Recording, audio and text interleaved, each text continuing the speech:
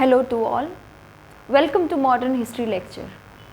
जैसा कि हम देख चुके हैं कि हमने रेगुलेटिंग एक्ट किया था लास्ट लेक्चर में। उससे पहले हम ब्रिटिशर्स का कॉन्क्वेस्ट इन इंडियन रीजन हमने देखा था कि किस तरह से बंगाल से साउथर्न पार्ट मैसूर, मराठा और Sikh and all over India को कैसे कंसोलिडेट करा गया, कंट्रोल किया गया बाय ब्रिटिशर्स। आगे हमने देखा कि कैसे रेगुलेटिंग एक्ट्स लाए गए थे ताकि अच्छे से इंडियन रीजन को एडमिनिस्टर किया जाए। और हमने देखा था कैसे धीरे धीरे करके ईस्ट इंडिया कंपनी की मोनोपोली को अबॉलिश किया गया and different measures were brought up for effective administration and legislation in India. Yes, अभी विदाउट वेस्टिंग टाइम हम आगे बढ़ते हैं। हम आज पढ़ेंगे about Britishers land revenue policies. Land revenue policies के बारे में पढ़ेंगे, कमर्शियलाइजेशन ऑफ एग्रीकल्चर के बारे में पढ़ेंगे और ब्रिटिशर्स की कमर्शियल पॉलिसीज़ के बारे में पढ़ेंगे।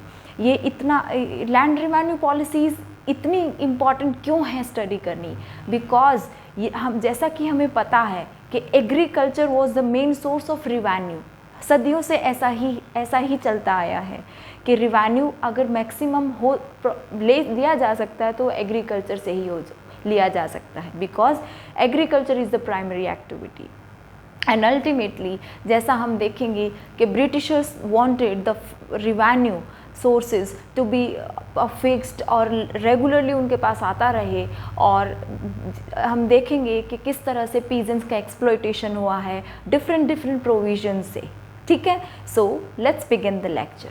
अभी हम बात करते हैं Britishers land revenue policy. Okay, Britishers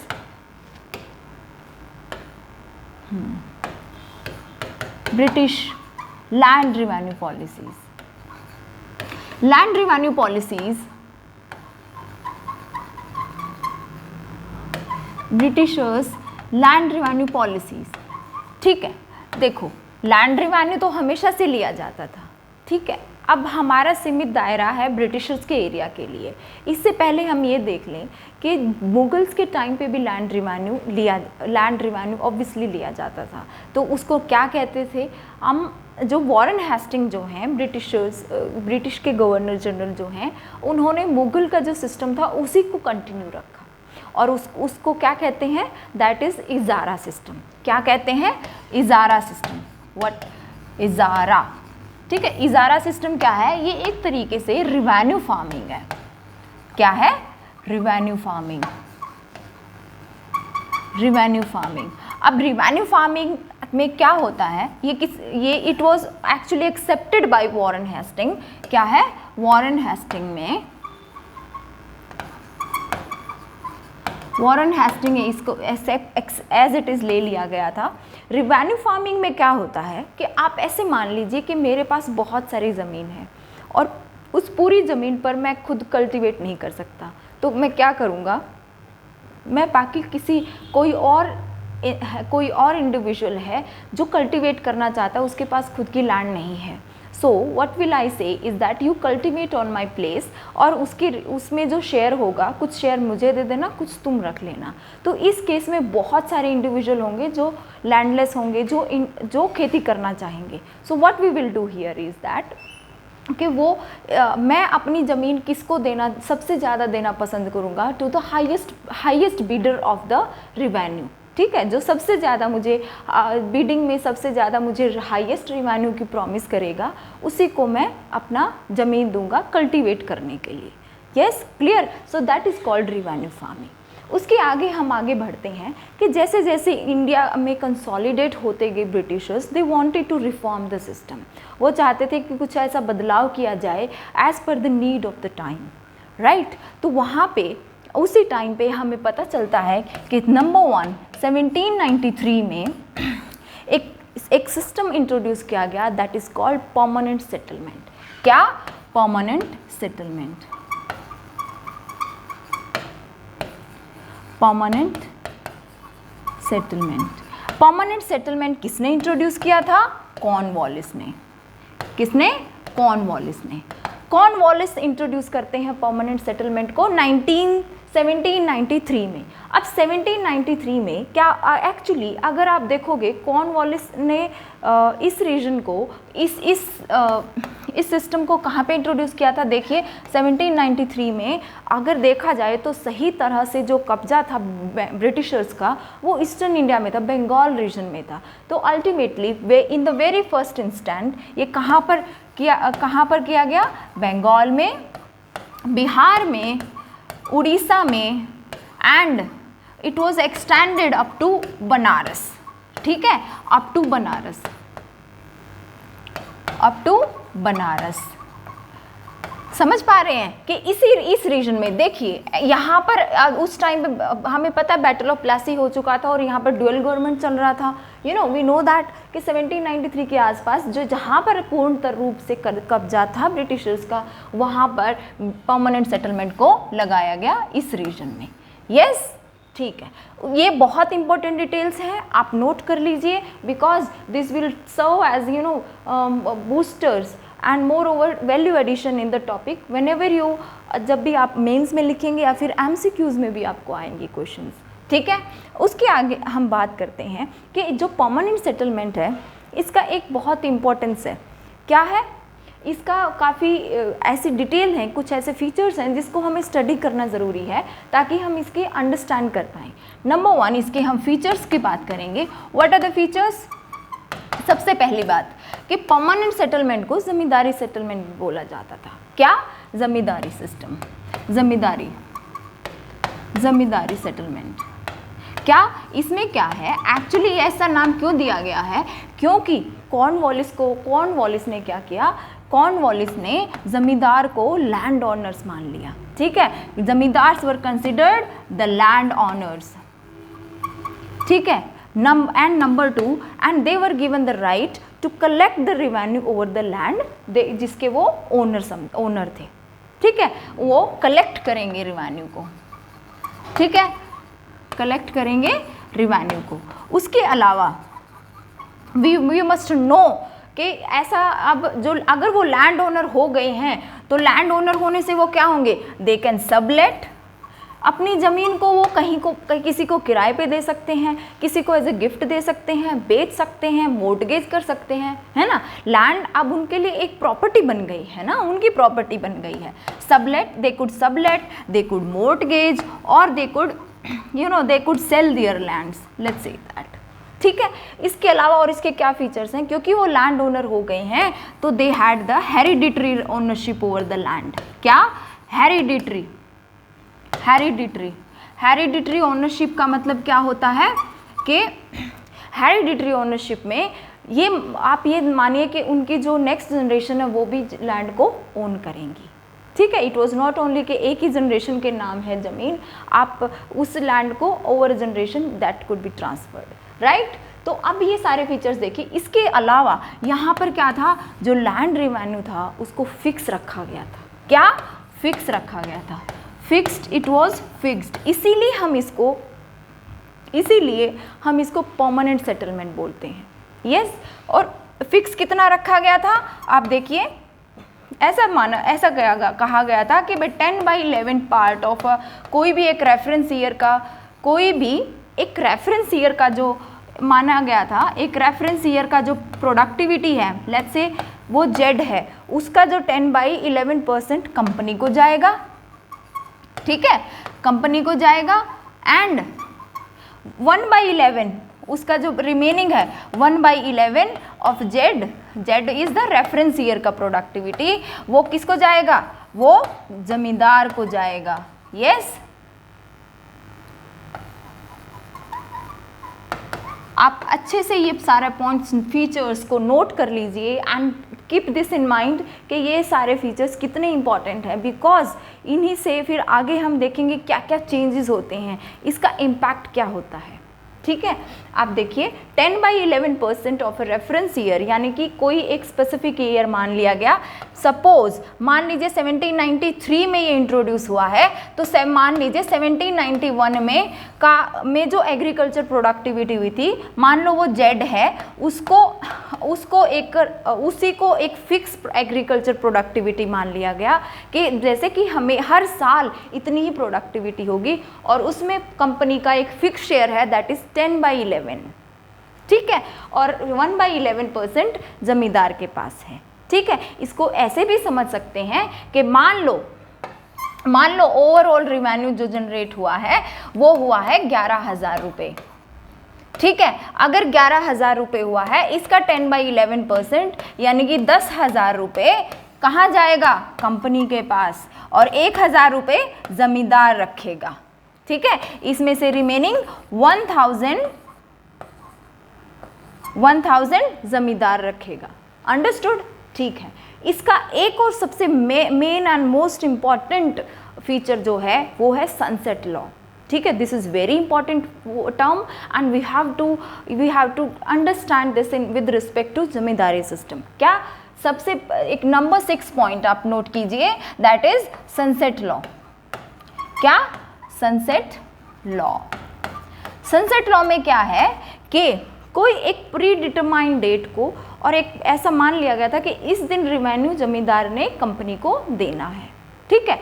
अगर कंपनी को इस डेट की कोई एक स्पेसिफिक डेट कंपनी ने डिसाइड कर दी, उसी दिन जमींदार को देना है, तो ये माना जाता था कि उसी दिन सनसेट होने से पहले ही रेवेन्यू जमींदार का कंपनी के पास चला जाना चाहिए। अगर ऐसा नहीं होता है तो जो जमींदार की जो लैंड दी गई है उसको कॉन्फिस्केट किया जा सकता है बाय द कंपनी, ठीक है। वेरी सिंपल कि सनसेट लॉ है कि शाम होने से पहले आप रेवेन्यू को कंपनी को सबमिट कर दीजिए। This was put on zamindars. Yes, okay, ठीक है, नाइस, ओके, समझ आया ये सारे points? Okay, let's move further. हम आगे बढ़ते हैं और ये देखते हैं कि अब ये देखिए ये सारे ऐसे फीचर्स हो गए, ऐसी क्या ज़रूरत पड़ गई कि हमें परमानेंट सेटलमेंट की ज़रूरत पड़ी, ऐसी क्या ज़रूरत पड़ गई कि ज़मींदार को ही ओनर बना दिया गया। सबसे पहली बात अगर आप देखोगे, और देखो अब क्या होने लग गया, सबसे पहली बात ये हो गई इसका जो अगर हम इम्पैक्ट, ऐसे क्या रीजन थे वाई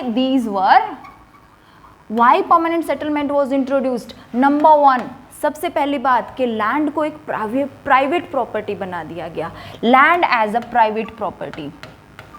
ऐसा क्यों?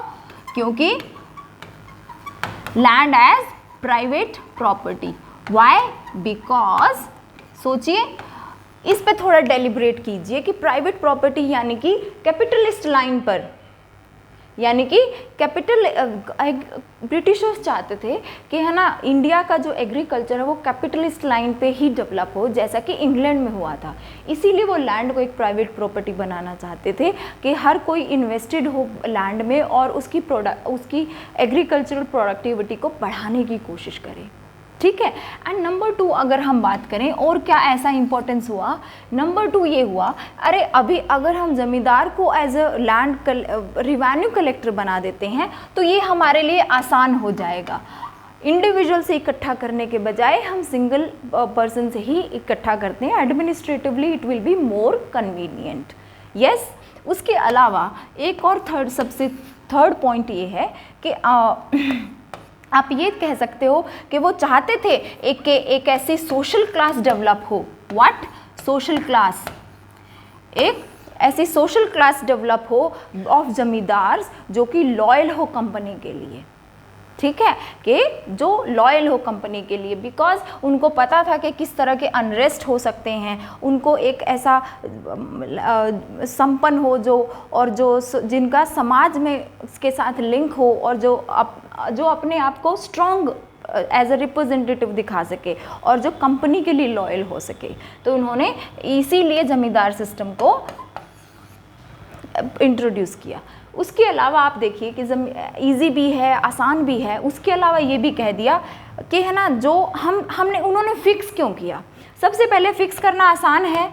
फिक्स क्यों किया? बिकॉज वो चाहते हैं कि हम उनके जो रिवेन्यू है, कंपनी का रिवेन्यू है ना, वो उसके पास रेगुलरली आता रहे। सबसे पहली बात, रेगुलरली फ्रीक्वेंटली एक स्पेसिफिक अमाउंट गवर्नमेंट के रिवेन्यू में आता रहे। And but with this what happened was, ये भी था कि अगर जो सरप्लस है ये एक वैन्यू हो जाएगा ज़मींदार्स के लिए कि वो ज़्यादा से ज़्यादा प्रोड्यूस एग्रीकल्चर में अपना इन्वेस्टमेंट कर पाएँ। जो सरप्लस होगा ज़मींदार अपने पास रखे और ज़मींदार इन्वेस्ट करे एग्रीकल्चर प्रोडक्टिविटी में। दे थॉट दैट ज़मींदार्स क्या करेंगे, ज़्यादा सरप्लस बढ़ाने की कोशिश करेंगे, एग्रीकल्चर को थोड़ा इनोवेटिव और प्रोडक्टिविटी बढ़ाने की कोशिश करेंगे। और इसीलिए उन्होंने ज़मींदार के पास ऐसा छोड़ दिया था कि आप अपने आप जो भी, अगर प्रोडक्टिविटी बढ़ती है तो वो आपके शेयर में जाएगी। लेकिन अगर हम देखें तो इस तरह का कोई रिजल्ट नहीं हुआ। सो इसके क्या इम्पैक्ट हुए हम उसके बारे में बात करते हैं। ठीक है, व्हाट वर द इम्पैक्ट्स, क्या ऐसे इम्पैक्ट्स थे। इम्पैक्ट अगर हम बात करें, सबसे इम्पॉर्टेंट बात बस ये हो जाती है कि ज़मींदार जो हैं, अब क्या हुआ, सबसे अगर आप ओवरऑल एवोल्यूशन की बात करें, जैसे हमने कहा कि ज़मींदार अब क्या कर सकते हैं, उनकी ज़मीन हो गई है, वो सबलेट भी कर सकते हैं, वो किसी को सेल भी कर सकते हैं, कुछ शेयर ले भी सकते हैं। तो वो क्या करेंगे, अभी ज़मींदार क्या करने लग गए थे, ज़मींदार सबलेट करने लग गए थे, जब अपनी किसी बंदे को अपॉइंट करने लग गए थे रिवेन्यू कलेक्ट करने के लिए। ठीक है, यानी कि कोई बीच में ज़मींदार के बीच में और पीजेंट्स के बीच में कोई और इंसान आ गया है जो कलेक्ट करेगा, है ना। तो इस तरह से कई सारे तरह के धीरे धीरे करके ज़मींदार और पीजेंट्स के बीच में बहुत सारे इंटरमीडिएटरीज हो गए। ठीक है, इतने सारे इंटरमीडिएटरीज होने से ज़मींदार में और पीजेंट्स में बहुत ज़्यादा डिफरेंस हो गया। ठीक है, और हम जैसा कि हमें पता है कि ज़मींदार जैसे शहरों में रहने लग गए थे और पीजेंट्स के साथ बहुत ज़्यादा गैप हो गया था, और ज़मींदार्स वर नॉट अवेलेबल और were present around the peasants. तो इस केस को हम, इसी चीज़ को हम कहें कि बहुत सारे इंटरमीडिएटरीज आ गए थे, राइट, इंटरमीडिएटरीज, बहुत सारे इंटरमीडिएटरीज आ गए थे। और ये सारे इंटरमीडिएटरीज आने से हम एक टर्म को यूज़ करते हैं, that is called absentee landlordism. ठीक है, क्योंकि ज़मींदार के बीच में और पीजेंट के बीच में बहुत सारा गैप आ गया है, राइट। तो हम इसको कहेंगे एब्सेंटी लैंडलॉर्डिज्म, लैंडलॉर्डिज्म। ठीक है, this is very important word and ये पूछा भी जाता है और आप मेंस में या फिर कभी कंसेप्चुअल क्लैरिटी के लिए ऑब्वियसली। और ये वर्ड हम किसके रिस्पेक्ट में यूज़ करेंगे, ज़मींदार के रिस्पेक्ट में। Yes, nice, okay. अब आगे बढ़ते हैं आगे, और इसका क्या इम्पैक्ट होगा। ऑब्वियसली जो इंटरमीडिएटरीज हैं वो क्या करने की कोशिश करेंगे, बीच में आ चुके हैं, they will try for more commission. ठीक है, वो ज़्यादा कमीशन चाहिए उनको, तो वो क्या करेंगे, वो पीजेंट से ज़्यादा रिवेन्यू लेने की कोशिश करेंगे। अल्टीमेटली क्या हो रहा है, peasants are being exploited. Yes, peasants are being exploited. So obviously हर चीज़ जो है वो पीजेंट्स के एक्सप्लॉइटेशन पे जाकर एंड हो जाती है। यस, ठीक है, okay. So here we summarize the permanent settlement which was introduced by Cornwallis in 1793, और उसके हम इम्पैक्ट देख चुके हैं, उसके फीचर्स देख चुके हैं, उसके रीजंस देख चुके हैं। अब आगे बढ़ते हैं, हम आगे बढ़ते हैं कि नया जो सेटलमेंट आया, लैंड रिवेन्यू सेटलमेंट, कुछ और आया कि इसके अंदर इसके जो डिफेक्ट थे वो देखे गए। और ये भी देखा गया, अरे यार ज़मींदार तो एग्रीकल्चर प्रोडक्टिविटी में कुछ भी इन्वेस्टमेंट नहीं कर रहे हैं, है ना, प्रोडक्टिविटी बढ़ी ही नहीं है। तो ये भी एक डिफेक्ट था ज़मींदारी सिस्टम का। एंड उसके ऊपर फिर इम्प्रोवाइजेशन किया गया, और इम्प्रोवाइजेशन किया गया जब दूसरे एरिया में कॉन्क्वेस्ट हो गया ब्रिटिशर्स का। तो जैसे कहाँ कॉन्क्वेस्ट हुआ था उसके बाद, जैसे कि हमें पता है बंगाल में ऑलरेडी थे, इसके बाद south India, Bombay, Madras region में उन्होंने नया रिवेन्यू सिस्टम लगाया नई इम्प्रोवाइजेशन के साथ, एंड दैट इज़ कॉल्ड और सेकेंड लैंड रिवेन्यू सिस्टम, जिसको हम कहते हैं Ryotwari system, Ryotwari settlement, Ryotwari system also, right, Ryotwari settlement कौन लेके आए थे? इट वॉज अलेक्जेंडर रीड, आप नाम नोट कर दीजिए, है ना, Alexander Reid and Thomas Munro,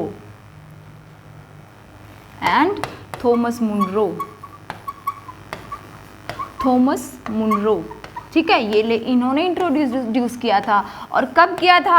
1820 में, ठीक है। और ये डेक्कन रीजन में था। It comprised almost 51% of Indian British territory. Yes, 51% area को करते हैं। और कहाँ पे था? बॉम्बे में, मद्रास में, बॉम्बे, मद्रास और अप टू बेरार, है ना, up to like Assam, up to Assam, just wait, up to Assam region में ये था, ये लगाया गया था, ठीक है। सब आप समझ पा रहे हो। और जैसे कि सिंध बेरार रीजन में, सिंध बेरार, समझ पा रहे हैं, ठीक है। इस सारे रीजन में है। कब हुआ है इंट्रोड्यूस? 1820 में। और देखो 1820 के आसपास मैसूर का कॉन्क्वेस्ट हो चुका है, मराठास का कॉन्क्वेस्ट हो चुका है, तो उसी के साथ साथ लैंड रिवेन्यू सेटलमेंट को भी अप्लाई किया गया, ठीक है। अभी इस सिस्टम के क्या सबसे बड़े फीचर्स हैं? अभी जैसे हमें पता है, ऐसा था, it was they said that this was a mistake by Cornwallis that he thought के जमींदार जो हैं वो ऑनर हैं, तो इस गलती को सुधारा गया। और क्या इसके मेन फीचर आए कि अगर हम इसके फीचर की बात करें, अब उन्होंने क्या किया? अब उन्होंने पीजेंट्स को ऑनर माना, ठीक है। Peasants were given the ownership right, ठीक है। और पीजेंट्स को एक्चुअली हम रायट कहते हैं, इसीलिए इस सिस्टम को रायतवाड़ी बोलते हैं, ठीक है। एंड मोर ओवर जो पीजेंट्स हैं, पीजेंट्स को उन्होंने पट्टा दिया गया, पट्टा, PATTA। व्हाट इज पट्टा? पट्टा is nothing but a document, एक डॉक्यूमेंट है जो कि ये it gives them the right of ownership, ठीक है। अब पट्टा देने से क्या हुआ? वो ऑनरशिप हो गया। अब वो सबलेट कर सकते हैं, मोर्टगेज कर सकते हैं, है ना, अपने लैंड को मोर्टगेज कर सकते हैं, सेल कर सकते हैं, किसी को गिफ्ट में दे सकते हैं, ठीक है। अब ये सारे रीजंस। और नंबर 2 थिंग, अब क्या हुआ, वेरी इंपॉर्टेंट इज दैट कि रायतवाड़ी सिस्टम में देखो पहले क्या था ज़मींदार में कि रिवेन्यू को फिक्स रखा गया था। अब कंपनी का रिवेन्यू कैसे बढ़ेगा, है ना, तो इसीलिए इन्होंने चेंज किया और उन्होंने कहा कि अभी जो रिवेन्यू है it is not fixed. They said कि company had the right to change the revenue, ठीक है, लेकिन हम करेंगे change, we can increase the revenue, और हम 20 से 30 साल के आसपास, 20 और 30 साल के बाद हम रिवेन्यू को चेंज करेंगे, ठीक है। मतलब कितना हम शेयर लेंगे, 20 से 30 साल के बाद हम चेंज कर सकते हैं। सो अभी देखिए जो भी जमींदारी के डिफेक्ट्स थे उनको हटा दिया गया, ठीक है। आप देखिए, लेकिन अभी इसका इम्पैक्ट क्या हो सकता है? आप देखिए कि रिवेन्यू फिक्स नहीं है और ऑलरेडी बहुत हाई रिवेन्यू है, हाँ, तो इसका सबसे बड़ा इम्पैक्ट अगर आप देखोगे, कभी मदर इंडिया जैसी मूवी देखी है तो जैसे मनी लैंडर को पैसा दिया जाता है, मनी लैंडर को ज़मीन गिरवी रखी जाती है ना, और कैसे मनी लैंडर अपनी ज़मीन को, पीजेंट्स की ज़मीन को हड़प लेता है या उसके हिस्से में चली जाती है, एंड अल्टीमेटली जो पीजेंट है he is left without the land. उसी तरह का ये प्रोसेस रायतवाड़ी में हुआ। रायतवाड़ी में क्या हुआ? सबसे पहली बात ये है कि रिवेन्यू बहुत हाई था। We are looking at the impacts of Ryotwari system, ठीक है, जस्ट वेट, ठीक है। तो रिवेन्यू जो है वैसे ही बहुत हाई था, और कभी कभार अगर पीजेंट्स रिवेन्यू नहीं दे पाते थे तो वो क्या करते थे, किसी साल अगर प्रोडक्टिविटी अच्छी नहीं है तो वो रिवेन्यू पे करने के लिए क्या करते थे, अपनी ज़मीन को मनी लैंडर्स को गिरवी रखते थे, मनी लैंडर्स को गिरवी रखते थे। और at the end obviously we know, अगर मनी लैंडर्स के पास ज़मीन चली गई है तो दोबारा पीजेंट्स के पास नहीं आएगी, किसान के पास नहीं आएगी। वो इतना इंडेप्टेड हो जाएगा, इतना कर्जे में आ जाएगा, अल्टीमेटली जो लैंड है वो like land will be shifted to land to money lenders. ठीक है, मोर्टगेज की जाती थी ना, मोर्टगेज कर पहले गिरवी रख देते थे, मोर्टगेज की जाती थी टू मनी लैंडर्स और अल्टीमेटली मनी लैंडर्स के पास ज़मीन चली जाती है। ठीक है, और इसी चीज़ को हम कैसे नोटिस करते हैं, हम देखते हैं कि धीरे धीरे करके हर रूरल एरिया में छोटे छोटे गांव वगैरह में जो साहूकार, जो मनी लैंडर हैं, साहूकार जिसको बोलते हैं, वो धनी होते जाते हैं, बहुत सारी ज़मीन उनके हिस्से आ जाती हैं एंड अल्टीमेटली हम इस चीज़ को बोलते हैं कि लैंड वॉज शिफ्टेड, क्या, land was shifted from cultivating community to non cultivating community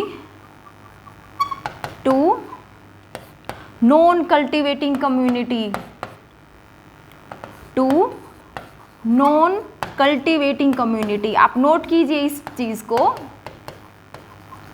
to non cultivating community. समझ पा रहे हैं? यस, हाँ, yes, this is the major thing and overall we know that कि रेवेन्यू को चेंज किया जा रहा है, फार्मर्स की मिजरी बढ़ती जा रही है। यस, ये सबसे बड़ी बात है कि लैंड को पीजेंट, जैसे इसी वजह से जैसे अगर हम देखें कि पीजेंट से मनी लैंडर के पास जाती है, इसी वजह से अगर हम 1857 के रिवॉल्ट के आसपास के रीजन, आसपास पहले वाले टाइम को देखेंगे, हमें दिखेगा कि कितने सारे राइट्स हुए, पीजेंट्स राइट्स, है ना, सिविल रिबेलियंस भी से पीजेंट्स ने जो प्रोटेस्ट किए हैं, they were the impact of all these revenue policy, all these exploitative revenue policy by the British। ठीक है, उसके पीछे का कंटेक्स्ट हम समझ चुके हैं और इस चीज़ को हम ध्यान रखेंगे। Okay, yes, okay, let's move further. अब देखो, अब क्या हुआ, अब साउथर्न एंड वेस्टर्न पार्ट को ऑलरेडी यहाँ पर इस एरिया में और इस एरिया में ऑलरेडी रिवेन्यू सिस्टम है। अब ये रीजन बच गया है, ऑलमोस्ट ये वाला रीजन बच गया है, वेस्ट, नॉर्थन वेस्टर्न पार्ट। यहाँ पर एक नया सिस्टम लगाया गया, नोट कीजिए, Mahalwari system.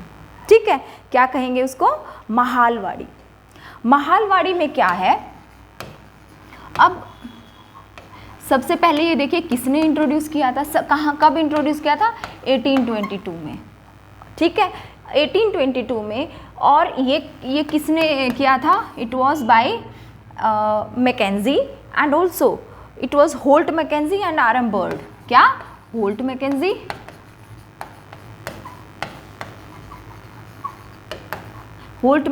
And आरमबर्ड।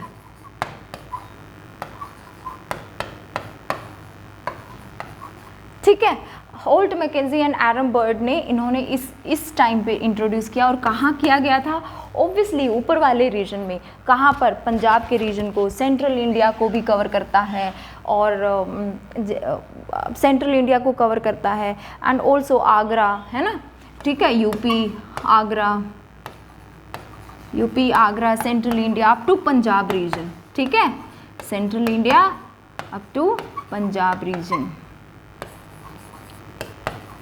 Up to Punjab. ये सारी डिटेल्स बहुत इंपॉर्टेंट है, आप अच्छे से इसको देखिए, नोट कीजिए and put the bullet points and these are very important.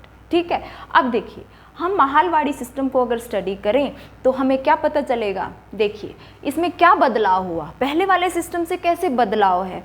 सबसे पहली बात कि महालवाड़ी सिस्टम में अगर हम फीचर्स की बात करें, महालवाड़ी में जो महालवाड़ी की बात करें, महाल जो वर्ड है, what is mahal, mahal is actually group of villages. Note down this thing in your notebooks कि Mahalwari is actually nothing but the group of villages. अब क्या किया गया कि अब विलेजेस के ऐसे सेट बनाए गए और उन सेट पे कोई एक इंडिविजुअल को अपॉइंट किया गया और ये कहा गया कि आप इन सारे विलेजेस की, इस सेट की आप रिवेन्यू कलेक्ट करेंगे, ठीक है। एंड इसके अंदर ऑब्वियसली एक बंदे को अपॉइंट किया गया, कोई विलेज हेडमैन है जो कि सिर्फ रिवेन्यू को कलेक्ट करते हैं, समवन लाइक, ठीक है। अब इसके अंदर ऑब्वियसली पीजेंट्स को ही ऑनर माना गया है, ठीक है। ये तो गलती सुधर गई है कि अभी पीजेंट्स ही ऑनर्स हैं, ठीक है। एंड ऑब्वियसली जो रिवेन्यू है वो फिक्स्ड नहीं है, रिवेन्यू को चेंज किया जा सकता है एंड ऑलरेडी बहुत हाई रिवेन्यू मांगा जा रहा है, ठीक है। अभी यहाँ पर भी बस यहाँ पर अगर हम बात करें, ये it is similar to zamindari system, है ना, it is similar to zamindari system, it is similar to zamindari system, but the difference is that now ownership is not by the zamindars, but by the peasants, ठीक है। Obviously इसके जो defect हुए हम इस चीज़ को इंटरप्रेट कर सकते हैं, इन्फर कर सकते हैं कि फिक्स नहीं है तो पीजेंट्स के लिए और ज़्यादा मिजरी बढ़ गई हैं। ऑलरेडी सरकार जान चुकी है कि है ना हमें ज़्यादा ज़्यादा रिवेन्यू लेना है और वो पीजेंट से ही लेना पड़ेगा, तो अल्टीमेटली पीजेंट से सिर्फ रिवेन्यू हाई लिया जाता था, कोई रिवेन्यू नहीं थे किस तरह से एग्रीकल्चर प्रोडक्टिविटी को बढ़ाया जाए, सरप्लस क्रिएट किया जाए, और अल्टीमेटली हम देखते हैं कि किस तरह से रिवोल्ट्स होती हैं, ठीक है। So here we and the major land revenue policies जो आपके एग्ज़ाम पर्सपेक्टिव से इम्पॉर्टेंट है। एंड इसके ऊपर आपसे शॉर्ट नोट भी पूछा जा सकता है, इसके क्या रीजंस थे, क्या इम्पैक्ट थे, आप उसके ऊपर डिटेलिंग दे सकते हैं। And here we have covered this, ठीक है। अब हम आगे बढ़ते हैं, बहुत ही इंपॉर्टेंट टॉपिक है of this related to agriculture, और क्योंकि हम लैंड रिवेन्यू के एस्पेक्ट की बात कर रहे हैं, पूरा टाइम एग्रीकल्चर है, तो इसीलिए हम एग्रीकल्चर का एक एस्पेक्ट और चेक कर लेते हैं during the British time, that is the commercialisation of agriculture. क्या? Commercialisation of agriculture. Commercialisation of agriculture, आप देखिए commercialization, put the heading commercialization of agriculture। अगर आप एग्रीकल्चर के कमर्शियलाइजेशन की बात कर रहे हैं तो देखिए सिंपल लॉजिक है कि एग्रीकल्चर को कमर्शियलाइज किया गया, ठीक है। किस कारण में हुआ, वो छोटी छोटी बातें as a story in logical sense will study that, and of course as I always say कि कॉज इफेक्ट रिलेशनशिप हम देखेंगे, ठीक है। ये स्टोरी जो रूलर और रूल्ड की है उसी में हमें कॉज इफेक्ट मिल जाएंगे, तो एग्रीकल्चर के एस्पेक्ट में भी हमें कॉज एंड इफेक्ट के एस्पेक्ट में हमें चेक करना होगा। सबसे पहली बात, एग्रीकल्चर में कमर्शियलाइजेशन आया है इंडिया में, ठीक है। कमर्शियलाइजेशन का मतलब क्या है कि आप होम कंजम्पशन से आप मार्केट कंजम्पशन के लिए प्रोडक्ट प्रोड्यूस कर रहे हो। एग्रीकल्चर में है तो ऑब्वियसली प्रोड्यूस कर रहे हैं, ठीक है। यानी कि होम कंजम्पशन से मार्केट कंजम्पशन पे आप जा रहे हो, सबसे पहली बात। एंड द नंबर 2 थिंग, ऐसा क्यों हो गया, ऐसा क्या हो गया? हम तो सब्सिस्टेंस फार्मिंग करते थे, है ना। अभी पीजेंट्स इतने गरीब हो रहे हैं बट स्टिल उनको अपने लिए अनाज उगाना सबसे प्रायोरिटी होना चाहिए, but still they are jumping on to commercial crops, सबसे ओके। लेकिन अभी आप एक बारी नोटिस कीजिए कि कमर्शियल क्रॉप्स होती कौन सी हैं। देखिए कमर्शियल क्रॉप्स कैश क्रॉप्स होती हैं, राइट। कैश क्रॉप्स कौन सी हैं? कॉटन, शुगर केन, है ना, cotton, sugar cane, jute etcetera, sugar cane, jute etcetera. अब ये देखिए कि ये सारी कैश क्रॉप्स हैं। अब इन सब की तरफ फार्मर का रुझान क्यों हुआ, ऐसा क्या हुआ? सबसे पहली बात आप नोटिस करिए कि जो ब्रिटिशर्स थे उन्होंने रिवेन्यू को कैश में लेना शुरू कर दिया। क्या रीज़न हुआ? सबसे पहली बात, रिवेन्यू इन कैश। इसको कहानी की तरह देखेंगे और बहुत आसान है, बहुत सिंप्लीफाइड है, आप एक बार पढ़ेंगे और आपको दोबारा रिवाइज नहीं करना होगा, ठीक है। बहुत लॉजिकल सेंस में देखिए कि शुगर केन, अभी ये सारे जो कमर्शियल क्रॉप क्यों उगाने पड़े? क्योंकि रिवेन्यू कैश में था, रिवेन्यू कैश में लिया जाता था by the Britishers. And of course peasant जो है, पीजेंट्स कौन सी क्रॉप ग्रो करना शुरू करेंगे जिसका मार्केट में ज़्यादा प्राइस हो, ताकि उनके हाथ में ज़्यादा पैसा आ सके। और ब्रिटिशर्स की पॉलिसीज़ ऐसी थी कि यहाँ पे उन्होंने जो कमर्शियल क्रॉप्स थे उनके मार्केट में हाई प्राइजेस थे। And for this reason the peasants were inspired, peasants were motivated to cultivate the commercial crops। ठीक है, एक तो रिवेन्यू कैश होने की वजह से, समझ आया? ठीक है, इसके अलावा एक बहुत बड़ा कारण अगर हम देखेंगे कि सिचुएशन बहुत बदल गई है, मुग़ल के टाइम से अब के टाइम पर बहुत बदल गया है, ग्लोबल लेवल पे भी बहुत सारा चेंज आ गया है। और सबसे बड़ा जो बदलाव हुआ है जिसकी वजह से ब्रिटिशर्स ने अलग अलग पॉलिसीज़ लेके आए हैं, that is industrial revolution in England. क्या? Industrial revolution in England. तो इंडस्ट्रियल रेवोल्यूशन की वजह से ऐसा क्या बदलाव आया? सीधी बात है, पहले क्या होता था, हमारे यहाँ से फिनिश्ड गुड वहाँ जाता था, लेकिन अब इंग्लैंड में भी फैक्ट्रीज़ आ गई हैं, उनके वहाँ पर भी फैक्ट्रीज़ प्रोड्यूस करती हैं बहुत सारा गुड। तो वो क्या करेंगे, ब्रिटिशर्स फिनिश्ड गुड प्रोड्यूस कर रहे हैं। ऑब्वियसली ब्रिटिशर्स क्या चाहते हैं, ब्रिटिशर्स चाहते हैं कि इंग्लैंड में जाए, इंग्लैंड से इंडिया में फिनिश्ड गुड आए। लेकिन अभी इनके यहाँ बहुत सारी मशीन्स हैं, बट मशीन को सप्लाई चाहिए, उनको फीड करना होगा रॉ मटेरियल के साथ। और रॉ मटेरियल क्या होगा, जैसे कि कॉटन, टेक्सटाइल के लिए कॉटन होगा, जूट होगा, है ना। तो यानी कि इनकी मशीन्स को फीड करने के लिए इंग्लैंड की, तो उनको रॉ मटेरियल चाहिए। और raw material cotton and something like that, वो कहाँ से आएगा, ब्रिटिशर्स की कॉलोनीज से आएगा। And India was one of that centre.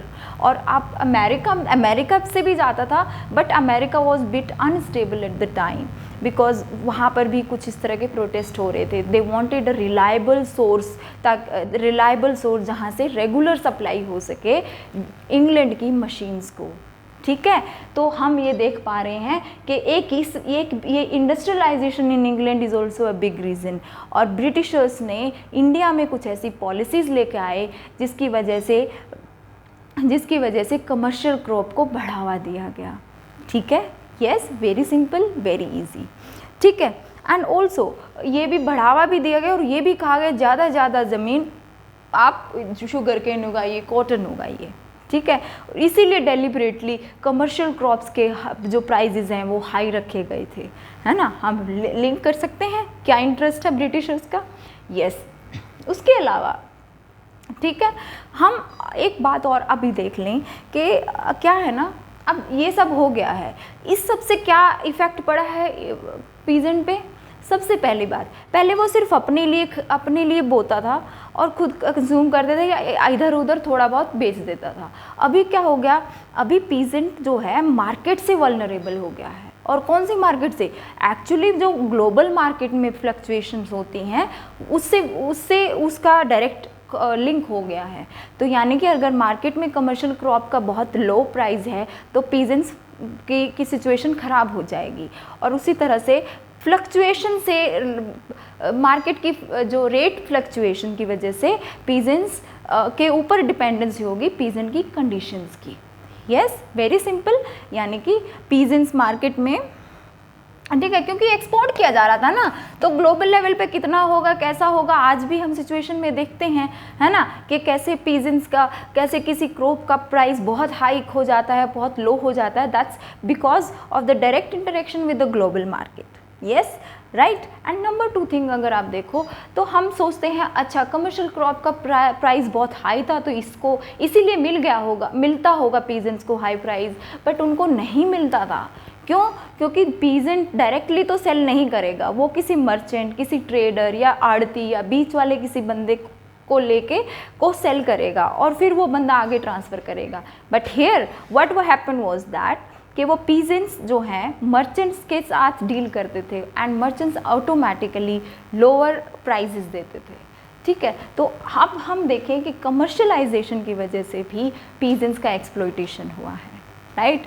तो अल्टीमेटली जितनी भी रिवेन्यू पॉलिसीज़ हैं, जिस भी तरह की ब्रिटिश पॉलिसीज़ आई हैं, the direct contact with the peasants, what happened was that कि peasants की situation deteriorate होती गई and it was drained more and more into the poverty.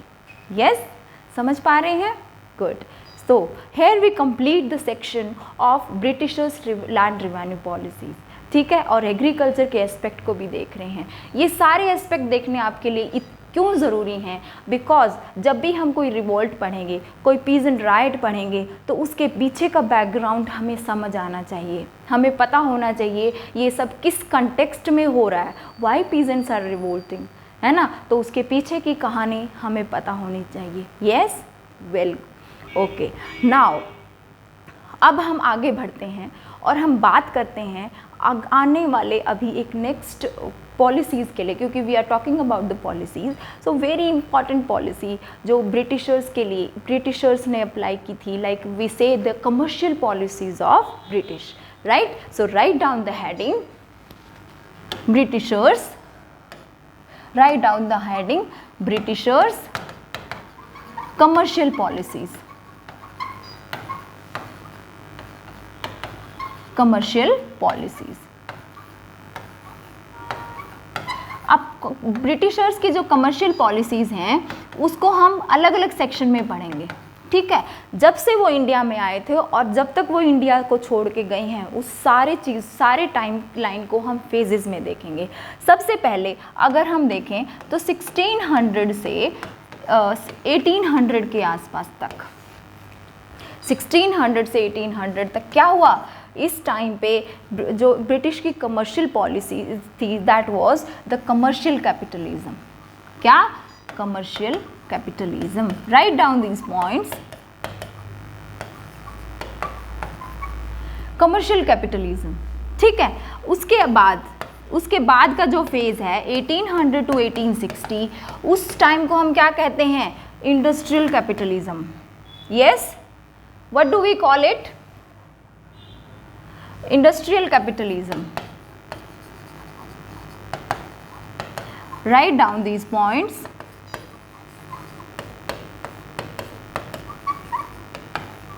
Industrial capitalism. ठीक है, उसके बाद 1860 के बाद हमारे पास क्या आता है? 1947 तक आता है फाइनेंस कैपिटलिज्म. Finance capitalism. ठीक है, हम क्विकली इनको इन फेजेस को देखते हैं and I will tell you the kind of story and the kind of evolution how the Britishers interest were changed and how they have अपने लाभ को पाने के लिए वो कैसे किस तरह से अपनी पॉलिसीज़ को चेंज करते हैं. ठीक है, फॉर देयर ओन गुड. सो अभी हम एक कहानी की तरह देखते हैं कि 1600 से 1800 के बीच में कमर्शियल कैपिटलिज्म आया. आप ध्यान से सुनिए कि सबसे पहले जो ब्रिटिशर्स आए थे वो क्या थे? They were just the traders, right. अब ट्रेडर्स हैं तो वो कैसे ट्रेड करते थे? बार्टर सिस्टम से करते थे. क्या? वहाँ से लेके आते थे गोल्ड, कॉइन, सिल्वर, राइट. और हमारे यहाँ से जो फिनिश्ड गुड है, कॉटन टेक्सटाइल, सिल्क है, स्पाइसेस हैं, वो सारा एक्सचेंज करते थे. ठीक है, अब इस चीज़ में, इस एक्सचेंज में व्हाट हैपेंड, वो बहुत अच्छा सा अपना प्रॉफिट ले लेते थे. ठीक है, अब धीरे धीरे बदलाव होता है, इसी फेज में बदलाव होता है. और वो क्या होता है? पहले तो सिर्फ ट्रेडर थे, ठीक है, आराम से बार्टर सिस्टम से एक्सचेंज कर रहे हैं अपने गुड्स को. लेकिन जैसा हमें पता है कि बैटल ऑफ प्लासी होता है, बैटल ऑफ बक्सर होता है, बंगाल में उनके पास निज़ामत आ जाती है, दीवानी राइट आ जाते हैं, है ना. तो यानी कि बंगाल में जब उनके पास रिवेन्यू आने लग गया, रिवेन्यू कलेक्शन आने लग गया, तो उन्होंने क्या किया? वो अपने घर से जो सिल्वर और कॉइन लेके आते थे वो लाना बंद कर दिया और हमारे रिवेन्यू से ही, बंगाल के रिवेन्यू से ही वहाँ पे सामान को ख़रीदना शुरू कर दिया. और रिवेन्यू से वो ख़रीद रहे हैं, बाई करते हैं इंडिया का प्रोडक्ट्स और उसको सेंड करते हैं इंग्लैंड में. ठीक है, यानी कि अब उनका खुद का पैसा नहीं लग रहा है, यहाँ का ही पैसा पैसे से सामान खरीद के वहाँ पर भेजा जा रहा है, बेचा जा रहा है। And this system is called investment of company. क्या? Investment of company. ठीक है, इन्वेस्टमेंट ऑफ कंपनी है ये। यानी कि हम क्या करेंगे, यानी कि अब हम क्या करेंगे कि अब वो क्या, इनके लिए अब वहाँ से कुछ पैसे लेके आने की ज़रूरत नहीं पड़ी है। ठीक है, और धीरे धीरे हमें पता चलता है कि ये लूटते थे, ब्रिटिशर्स ऑफिसर्स जो है नवाबों को, किंग को, या उनकी जो वेल्थ थी उस वेल्थ को लूटते थे और उसी वेल्थ से कुछ प्रोडक्ट खरीदते थे, या वैसे का वैसा वेल्थ इंडिया में अपने इंग्लैंड में भेज देते थे। ठीक है, अब धीरे धीरे सिचुएशन चेंज हो रही है। आपको पता है कि बैटल ऑफ बक्सर के बाद क्या हो जाता है, उनका कंट्रोल आ जाता है, उनका पॉलिटिकल कंट्रोल भी आ चुका है। और अब वो क्या करने लग गए हैं, वो सारी जो जैसे कि जो पॉलिसीज़ हैं उनको कंट्रोल करने लग गए हैं। और क्या है, क्या कर रहे हैं, आप ये देखिए कि फॉर एग्ज़ाम्पल एक वीवर है, एक वीवर है। अब वीवर जो रॉ मटेरियल लेके आता है और जो फिनिश्ड प्रोडक्ट लेके आता है, उसके ऊपर उसका जो प्राइस होगा that will be dictated by the Britishers. ठीक है, तो अल्टीमेटली आप देखिए, और सेकंड थिंग ये भी देखिए, उनकी मोनोपोली है, कोई और यूरोपियन पावर नहीं है, तो उनके लिए सारी चीज़ें दे वर डिक्टेटिंग देयर टर्म्स। इसको हम कमर्शियल कैपिटलिज्म बोलते हैं। यानी कि बहुत ही सस्ते में वीवर्स का सामान खरीद लिया और बेच दिया, उनको रॉ मटेरियल बहुत महंगा दे दिया और फिर फिनिश्ड प्रोडक्ट बहुत सस्ता ले लिया। Right, do you get that? तो इस तरह से कमर्शियल कैपिटलिज्म आगे ने अलग अलग रूप लिए हैं। ठीक है, अब इसके बाद एक नया फेज़ आता है जो हमने कहा था 1800 से 1860 तक, 1800 से 1860 तक, जिसको हमने क्या कहा था, that was industrial capitalism. As the name signify, इसको हम क्या कहेंगे, सेकंड फेज को नोट कीजिए, इंडस्ट्रियल कैपिटलिज्म। इंडस्ट्रियल कैपिटलिज्म में हम क्या कहेंगे कि अभी इंडस्ट्रियल, थिंक अबाउट इंडस्ट्री है ना। अब देखिए इसके अंदर कहानी बदल गई है। कैसे, क्या हो रहा था, सबसे पहले क्या हो रहा था, इंडिया से पहले क्या हो रहा था, इंडिया से इंग्लैंड में फिनिश्ड प्रोडक्ट जा रहा था। लेकिन अब क्या हो गया है, अब यहाँ पर ब्रिटिशर्स के यहाँ इंडस्ट्रियल रेवोल्यूशन आ गया है। इंडस्ट्रियल रेवोल्यूशन की वजह से क्या हुआ, नाउ दे वांटेड कि है ना इंग्लैंड से इंडिया में आए प्रोडक्ट। ठीक है, फिनिश्ड प्रोडक्ट ऐसे आना चाहिए। अगर फिनिश्ड प्रोडक्ट ऐसे आएगा तो उसके लिए पॉलिसीज़ बनाई जाएंगी, क्योंकि इंडिया के जो प्रोडक्ट की बहुत हाई डिमांड है, हाई वैल्यू है, वहाँ पर the people are aspiring for Indian products. But Englishers या फिर ब्रिटिश गवर्नमेंट वांटेड कि मेरी जो मशीन्स हैं या फिर मेरी जो फैक्ट्रीज़ हैं वो सस्टेन करनी चाहिए। इसीलिए उन्होंने क्या किया कि इंडियन प्रोडक्ट को इंग्लैंड में जाना बंद करवा दिया। कैसे करेंगे, कस्टम ड्यूटी से। क्या, कस्टम ड्यूटी से, कस्टम ड्यूटी बढ़ाने से। ठीक है, बहुत ज़्यादा हाई कस्टम ड्यूटी लगाई जाती है, almost 400% of the product value. Right, और एक दूसरा ये भी देखा गया कि अगर कोई प्रोडक्ट ये कस्टम ड्यूटी कहाँ बढ़ाएंगे, अगर इंडिया से इंग्लैंड में कुछ सामान जाएगा तो। लेकिन अगर इंडिया से इंग्लैंड से इंडिया में आ रहा है कुछ सामान तो उसके ऊपर ज़्यादा कस्टम ड्यूटी नहीं लगेगा। Very simple. ठीक है, इसके रिस्पेक्ट में हम देखेंगे, हम देख रहे हैं कि है ना अलग अलग तरह की बदलाव लेके आई गई। अपने फिनिश्ड प्रोडक्ट को कैसे वो पेनिट्रेट करवा सकते हैं ऑल ओवर इंडिया में। इंडिया एक बहुत बड़ा रीजन है जो बहुत बड़ा मार्केट बन सकता है फॉर दियर फैक्ट्रीज। यस, तो इसी रिस्पेक्ट में जो भी हम कभी मॉडर्न हिस्ट्री में कंसेप्ट पढ़ते हैं कि इंग्लिश को प्रमोट करना, इंग्लिश के प्रोडक्ट्स को प्रमोट करना, बहुत सारी ऐसी पॉलिसीज़ देखेंगे जिसमें they said that we wanted to create a society, a set of people, society of people, those who are western in everything, western in taste and western in look and western in goods, right? so वो western taste develop करना चाहते थे India में। इसीलिए उन्होंने आप देखेंगे सारी जो उनकी पॉलिसीज़ हैं इस फेज़ में, आप जैसे कि क्या था कि लैंड रिवेन्यू को इंट्रोड्यूस करना, लैंड रिवेन्यू को लेके आना, उसके अलावा ताकि उनको पैसे चाहिए ना, अब उस लैंड रिवेन्यू को लेके आना, रेलवेज़ को इंट्रोड्यूस करना। वाई? बिकॉज दे वांटेड कि फिनिश्ड प्रोडक्ट पेनिट्रेट हो सके आसानी से, ठीक है। उसके अलावा like when we look at the things कि और क्या क्या कराया गया, जैसे कि हमें पता है लैंड रिवेन्यू हो गया, कमर्शलाइजेशन या फिर कैश क्रॉप का कल्टीवेशन, कैश क्रॉप का कल्टीवेशन बढ़ाया गया क्योंकि फीडिंग इंडस्ट्रीज़ को फीड करना था इंग्लैंड में। यस, अभी बात की थी हमने। Yes, very good. तो कुछ ऐसे मीन्स ऑफ ट्रांसपोर्ट वगैरह भी बढ़ाए गए, है ना, रेलवेज़ वगैरह, इनके ऊपर ध्यान दिया गया, कनेक्टिविटी को बढ़ाया गया, कम्युनिकेशन को बढ़ाया गया। यस, कम्युनिकेशन, कनेक्टिविटी सब कुछ बढ़ाया गया because of their interest of the factory goods. Yes, लेकिन उसके साथ सबसे बड़ा एक इंसिडेंट जो हम स्टडी करते हैं, सबसे बड़ा एक इवेंट जो हम स्टडी करते हैं, वो करते हैं मैकुले मिनट्स, ठीक है, वो करते हैं Macaulay minute on in education. जैसे कि आप एक बारी नोट कीजिए, I am just taking out in इस फेज़ में जो कंटेक्स्ट है उसको हम उठा रहे हैं और उनकी पॉलिसीज़ को डीपर लेवल में हम स्टडी कर रहे हैं। देखो, मैकुले मिनट इन एजुकेशन, सब ने नाम सुना होगा, Macaulay minute in education. Macaulay minute in education कब इंट्रोड्यूस हुआ था? 1835 में।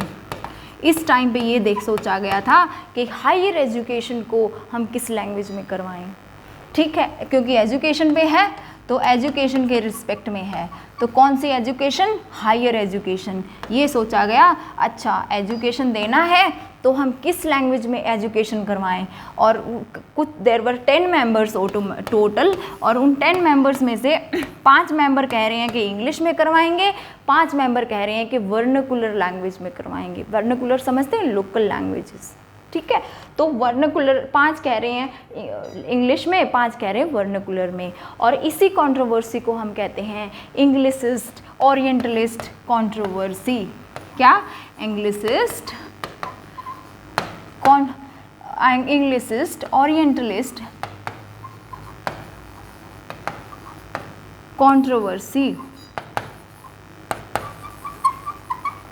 ठीक है, ये बहुत इंपॉर्टेंट है। And automatically it was decided by the Bentinck, ये जो विलियम बैंटिक है उस टाइम पे, उन्होंने ये डिसाइड किया कि इंग्लिश में ही एजुकेशन को प्रोवाइड किया जाएगा, ठीक है, इंग्लिश में ही, English will be the medium of education. Why? आप देखिए इंग्लिश वाले यही क्यों प्रमोट किया गया? Because of their overall policy which was the industrial capitalism. Why? आप देखिए कि उनको चाहिए कि वो फीड करें लोगों को लाइक दे सेड कि हमें चाहिए, we want to produce those people जो कि they are who are western in every way, ताकि उनका फिनिश्ड प्रोडक्ट यहाँ कंज्यूम हो सके, है ना। तो इसीलिए उन्होंने कहा कि हमें इंग्लिश कल्चर को बढ़ावा देना पड़ेगा, और उसके लिए पहले मीडियम ऑफ एजुकेशन आप इंग्लिश रखिए, एक ये बात है। एंड सेकंड थिंग ये बात है कि उनको लोअर क्लैरिकल स्टाफ चाहिए। क्या चाहिए?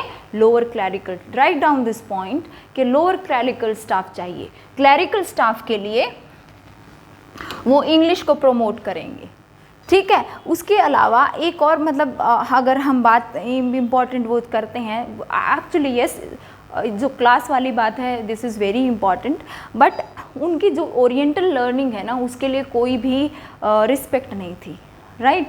तो उनको लगता था कि इंग्लिश के जो थोड़े से कुछ बुक्स हैं they are more valuable than the Arab और इंडियन जो लिटरेचर्स है, ठीक है। तो ये चीज़ें हम देखते हैं, ये चीज़ हम क्यों स्टडी कर रहे हैं? बिकॉज ताकि हम अंडरस्टैंड कर पाए कि उस समय पे जो पॉलिसी आई थी तो उसका ओवरऑल मोटिव क्या था। Yes, this creates that background that set in a story that why this was happened at this time. Yes, उसके बाद हम देखते हैं थर्ड फेज़, और थर्ड फेज़ कौन सा है? थर्ड फेज़ हमने देखा था क्या? That was finance capitalism. क्या? Finance capitalism. फाइनेंस कैपिटलिज्म में क्या है? फाइनेंस कैपिटलिज्म 1860 के बाद होगा ये फेज़, और ये 1947 तक कंटिन्यू करा। अब ये फाइनेंस की बात है, फाइनेंस यानी कि पैसा लगाने की बात है, सिंपल। तो आप ये इस चीज़ को किस कंटेक्स्ट में देखेंगे? आप ये देखिए कि अभी है ना, इंग्लैंड में जो इंडस्ट्रियल रेवोल्यूशन है वो बहुत काफ़ी साल हो चुके हैं, ऑलमोस्ट 100 ईयर्स, ठीक है। तो इतने साल के बाद तो वहाँ पर बहुत सारे कैपिटलिस्ट लोग, बहुत सारे लोग धनी हो गए हैं, ऐसे मानिए, ठीक है। So the capitalist class has arisen in England, and now they have lots of money and they want to invest it. So what for them, the India was very lucrative place. वहाँ पर उनके लिए, यहाँ India में उनके लिए पैसा लगाना बड़ा ही किफ़ायती है। पहली बात तो गवर्नमेंट का कंट्रोल है, एंड सेकंड थिंग कि गवर्नमेंट अपना कुछ पैसा उनको कुछ सिक्योरिटी एंड सेफ्टी भी प्रोवाइड करेगा उनके पैसे के लिए, कि उनका पैसा डूब ना जाए। तो इसी कंटेक्स्ट में हम देखते हैं कि किस तरह से इंडिया में इस फेज़ में पैसा लगाया गया। कहाँ कहाँ? रेलवेज़ में लगाया गया, रेलवेज़ में, इंश्योरेंस में, बैंकिंग सेक्टर में, ठीक है। इस तरह से हम देखते हैं। और देखो रेलवेज़ वाला जो सेक्टर है हमें पता है उसी टाइम पे आया था, और उसके लिए जो कैपिटलिस्ट ग्रुप थे वो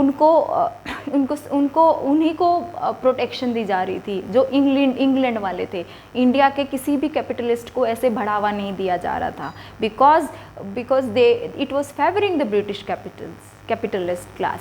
यस, एंड मोर ओवर हम देखेंगे कि रेलवेज़ जो हैं, रेलवेज़ में देवर प्रोवाइडेड दैट कि अगर आप जो पैसा लगा रहे हो उसमें आपको एटलीस्ट 5% गारंटीड रिटर्न मिलेगा, and 5% guaranteed return of the money is very high.